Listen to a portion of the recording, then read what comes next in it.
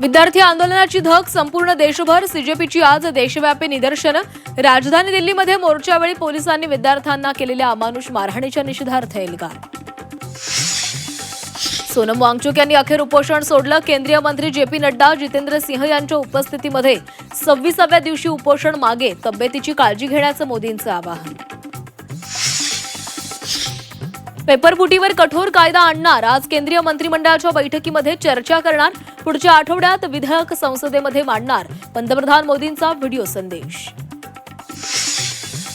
विद्यार्थ्यांच्या बुद्धिमत्तेचा अपमान करू नका.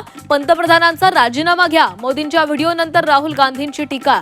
तर रात्री उशिरा एकतर्फी मन की बात करायची नसते. खरगेंचाही मोदींना टोला.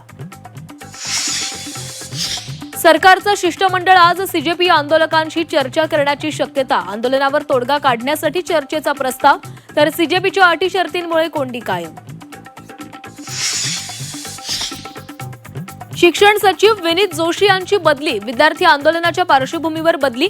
विनीत जोशी आता पंचायती राज मंत्रालयाचे सचिव. नरेश पाल गंगवार नवे शिक्षण सचिव.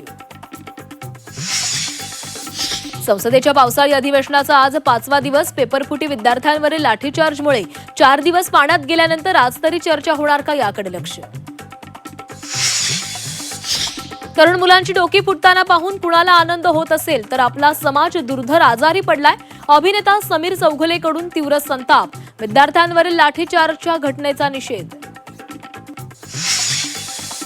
मुंबईतील आंदोलनामध्ये तरुणीसोबत गैरवर्तन. शिवाजी पार्कमधील संतापजनक व्हिडिओ. रोहित पवारांकडून पोस्ट. पोलीस असेल तर बडतर्फ करून विनयभंगाचा गुन्हा दाखल करण्याची मागणी. नेतृत्वाच्या मुद्द्यावर राष्ट्रवादीच्या विलिनीकरणाचं घोडं अडलं. संयुक्त राष्ट्रवादीचं नेतृत्व कुणाकडे पेच कायम. विद्यार्थी आंदोलनामुळे चर्चा तात्पुरती खंडित झाल्याची सूत्रांची माहिती. राज्यामध्ये पावसाचा जोर कायम. कोकणामध्ये पावसाचा ऑरेंज तर पुणे जिल्ह्यासह घाटमाथ्याला रेड अलर्ट. पुढील 3 ते 4 दिवस मुसळधार पावसाचा इशारा. नाशिकमध्ये गोदावरी नदीनं धोक्याची पातळी ओलांडली. दुतोंड्या मारुती पाण्याखाली. रामकुंड परिसरातल्या बाजारपेठांमध्ये पुराचं पाणी शिरलं. नदीकाठच्या नागरिकांना सतर्कतेचा इशारा. मुंबईकरांसाठी आनंदाची बातमी. मुंबईला पाणीपुरवठा करणारं दुसरं मोठं मोडकसागर धरण भरलं.